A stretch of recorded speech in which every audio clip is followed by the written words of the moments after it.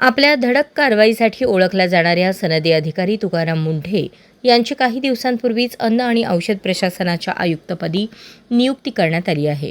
महत्त्वाचे म्हणजे आयुक्तपदाचा कार्यभार सांभाळल्यानंतर तुकाराम मुंढे यांनी प्रतिबंधित पान मसाला, गुटखा, भेसळ अन्नपदार्थांविरोधात धडक कारवाई करत राज्यभरातून कोट्यवधींचा साठा जप्त केला आहे.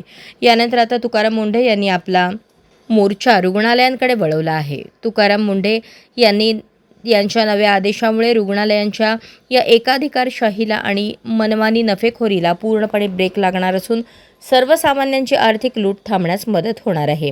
पत्रकार परिषदेत तुकाराम मुंढे म्हणाले, रुग्णालयामध्ये एखादा रुग्ण दाखल असेल तर त्याला लागणारी औषधे त्याच रुग्णालयाच्या परिसरातील मेडिकलमधून घेण्याची सक्ती केली जाते.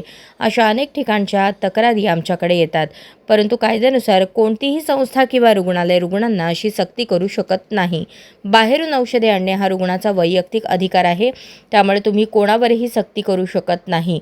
औषध कुठून खरेदी करायचे हा प्रत्येक नागरिक आणि रुग्णाचा मूलभूत अधिकार आहे. परंतु अनेक मोठ्या आणि खाजगी रुग्णालयांमध्ये स्वतःच्या अंतर्गत मेडिकल चालवले जातात.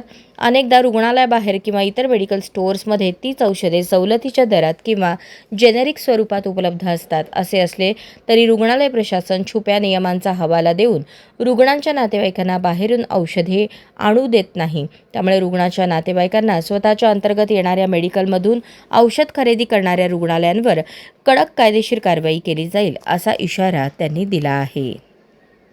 अशाच नवनवीन अपडेटसाठी जनता राज्य न्यूज चॅनलला सबस्क्राईब करा, लाईक करा आणि शेअर करायला विसरू नका.